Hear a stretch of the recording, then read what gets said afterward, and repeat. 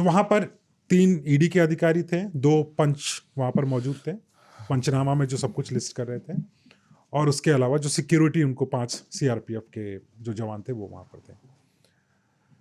अभी ईडी ने कार्रवाई शुरू की अपनी, और थोड़ी देर बाद वहाँ पर मुख्यमंत्री ममता बनर्जी खुद धड़धड़ाते हुए वहाँ पर पहुँचती हैं। मुख्यमंत्री को जेड सिक्योरिटी मिली हुई है, तो उनकी टीम वहाँ पर पहुँचती है।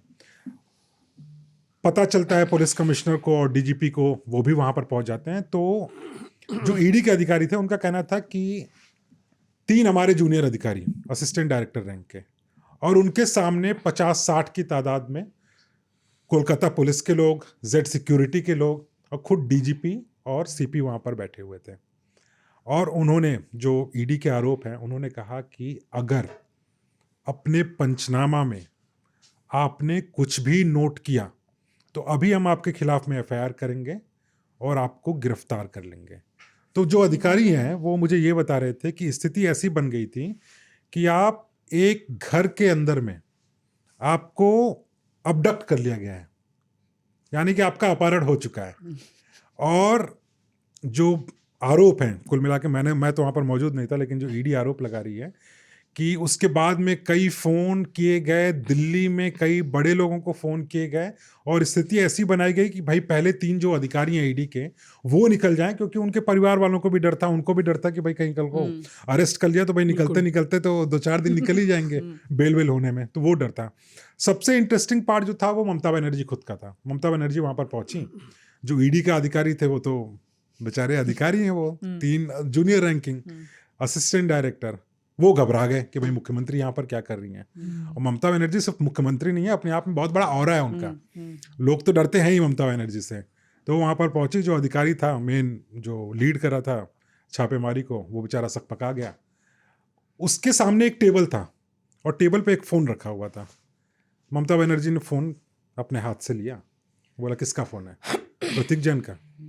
अधिकारी ने बोला हाँ, ऐसे सर हिलाया, उन्होंने तुरंत लिया, अंदर डाला, वहाँ पे ख़त्म, खुद लेके चली गई वो। उसके बाद तो जो वहाँ पर स्थिति ऐसी थी कि ईडी वहाँ पर जो कार्रवाई होती है ना, ईडी वहाँ पर ऐसा नहीं था कि सब कुछ बटोर के लेके जाती। वो पहले डॉक्यूमेंट्स देखते हैं, एनालाइज करते हैं कि क्या ये ज़रूरी है कि नहीं है, उसके बाद में उसको सीज करते हैं। ये प्रक्रिया होती है। जो आरोप है वो अलग है, आरोप पे मैं बाद में आता हूँ। लेकिन ममता बनर्जी को जो वहाँ पे लगा कि अगर कोई फाइल पड़ी है जो कि उनके खिलाफ में इस्तेमाल होती है, सब कुछ उन्होंने अपने अधिकारियों के द्वारा उसको पकड़वाया, और पकड़वाने के बाद में सीधा उनकी गाड़ी में डंप किया गया, जिसके हमने विजुअल्स भी देखे हुए हैं। वो गाड़ी में डंप कर लिया। कई घंटे तक ममता बनर्जी वहाँ से चली गई, लेकिन पुलिस वाले वहाँ पर मौजूद थे। कई घंटे तक इसको लेके बहस होती रही कि क्या किया जाए आगे। ईडी अपनी कार्रवाई कुछ नहीं कर पाई। जो पंचनामा था उसमें एक शब्द नहीं लिखा हुआ है। इसमें एक और इंटरेस्टिंग पार्ट है, जब इस तरह के कोई वाकये होते हैं ना, तो एक इंसिडेंट रिपोर्ट बनता है, वो भी पंच के सामने, यानी कि जो 2 इंडिपेंडेंट विटनेस हैं उनके सामने वो इंसिडेंट रिपोर्ट बनाया जाता है। तो इंसिडेंट रिपोर्ट में होता है कि भाई इतने बजे हमने जो छापेमारी की कार्रवाई है वो शुरू की, इसके आगे ये हुआ, ये सीज किया, और इतने बजे ख़त्म हुआ। अगर उसके बीच में कोई इंटरवेंशन होता है, किसी तरीके से उसमें कोई बाधा आती है छापेमारी में, तो उसको नोट किया जाता है कि यहाँ पर 4 लोग आ गए, नारेबाजी की, ये की। तो यहाँ पर चूंकि मुख्यमंत्री पहुंची थी, डीजीपी पहुंचे थे, उसके अलावा सीपी वहाँ पर पहुंचे हुए थे, तो ये इंसिडेंट रिपोर्ट में मेंशन हो सकता था। लेकिन मुख्यमंत्री, डीजीपी और सीपी के रहने का फ़र्क ये पड़ा, और ख़ास करके जो आरोप लगाए कि अगर आपने कुछ भी नोट किया तो फिर आपको हम गिरफ्तार कर लेंगे, उसका असर ये हुआ कि जो इंसिडेंट रिपोर्ट थी वो भी पूरी की पूरी खाली रही, कहीं पे कुछ भी सीज हुआ नहीं। तो कार्रवाई एक तरीके से हो नहीं पाई। लेकिन ये पहली बार ऐसा हुआ है इतिहास में, इसके पहले कभी ऐसा नहीं हुआ है कि किसी भी छापेमारी की कार्रवाई के दौरान में कोई मुख्यमंत्री पहुंची हो, या डीजीपी पहुंची हो, या सीपी पहुंचे हो। इसके पहले ऐश्वर्या हमने कभी नहीं देखा हुआ है कि इसके पहले इस तरह की कोई कार्रवाई हुई। अच्छा, मेरा एक प्रश्न है इन सब चीज़ों के बीच में कि हमने वो तस्वीरें भी देखी सर, जिसमें जो कुछ टीएमसी के लोग थे या वेस्ट बंगाल सरकार के लोग थे, वो फाइल्स लेके आ रहे हैं और बहुत सारी फाइल्स का इकट्ठा जो है वो गाड़ी के अंदर डाल रहे हैं, और गाड़ी को बंद कर दिया गया और चारों तरफ से उसको प्रोटेक्ट कर दिया गया। तो जब वो फाइल्स गाड़ी के अंदर डाल दी गई, जो कि ऐसा भी माना जा रहा है कि ममता बनर्जी की खुद की गाड़ी थी, तो क्या उस गाड़ी के अंदर जो फाइल्स उनको फिर ईडी वाले दोबारा चेक कर सकते थे? और अगर क्या ये ममता बनर्जी को पता था कि वो फाइल्स अगर अपनी गाड़ी में डाल लेंगी तो ईडी के अधिकारी वहां तक नहीं पहुंच पाएंगे? नहीं, देखिए, ये ना ईडी के पास में जो पावर है वो छापेमारी करने की है, उसको बोलते हैं सर्च एंड सीजर ऑपरेशन। तो आप सर्च करते हैं और जो आपको काम का लगता है उसको आप सीज कर लेते हैं। ये ईडी के पास में पावर है section 17 of prevention of money laundering act के तहत। लेकिन अगर कोई कार्रवाई बाधित हो जाती है तो ईडी के पास में कोई पावर नहीं है, वो सिर्फ कोर्ट पहुंच सकते हैं या फिर पुलिस स्टेशन में जाकर एफआईआर करा सकते हैं। जो फाइल ममता बनर्जी लेकर चली गई वो वापस ईडी के अधिकारी उसे ले नहीं सकते थे। वो तभी ले सकते कि जब वहां पर सिर्फ 5 अधिकारी होते और ईडी के 50 अधिकारी होते, तब वो जबरदस्ती गाड़ी की का दरवाजा खोलते और उसके बाद वो कर सकते थे। लेकिन यहाँ पे पावर प्ले भी था। मैन पावर किसके पास में ज्यादा है? अगर वहीं पे ईडी के एक बहुत ही वरिष्ठ अधिकारी हैं, उनसे जब मेरी बातचीत हुई कि आपको तैयारी करके जानी चाहिए थी।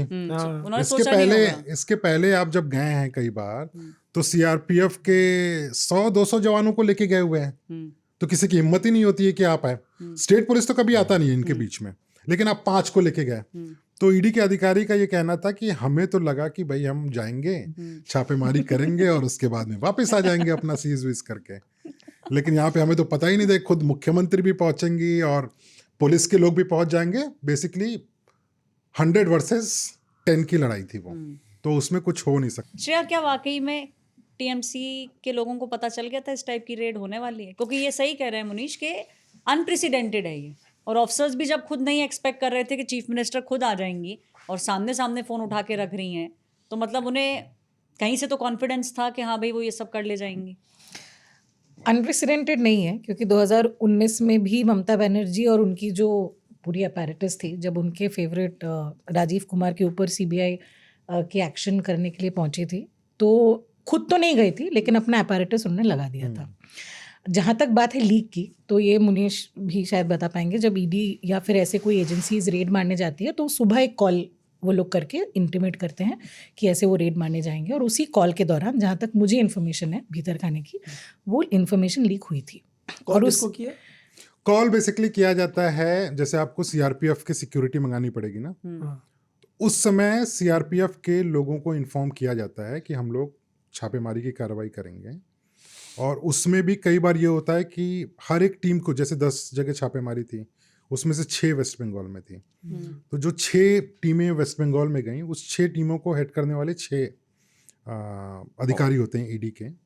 तो उनमें से भी अगर कई बार लगता है लीक होने की संभावना है, तो एक गलत मेमो उनको फर्जी मेमो बना के दिया जाता है। खुद ईडी के अधिकारी अपने ही अधिकारियों को फर्जी मेमो देते हैं, ठीक है, कि ये जो छापेमारी है ना, ये फलाना केस में है, ठीक है, ठीक है। आप सही केस नंबर नहीं डालते हो।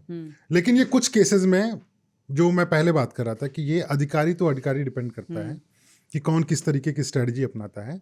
कुछ केसेस में जो ईडी के अधिकारी हैं वो अपने ही अधिकारी को फर्जी मेमो बनाकर देते हैं कि ये लेकर जाइए, और जब वो वहां पर पहुंचते हैं उसके बाद में उनको असली दिया जाता है कि आप घर के अंदर जाइए आप, और इस केस में आपको छापेमारी करनी है, क्योंकि आपको सर्च एंड सीजर ओरिजिनल दिखाना पड़ता है कि हमारे पास में ऑर्डर है आपके यहाँ पे छापेमारी करने का।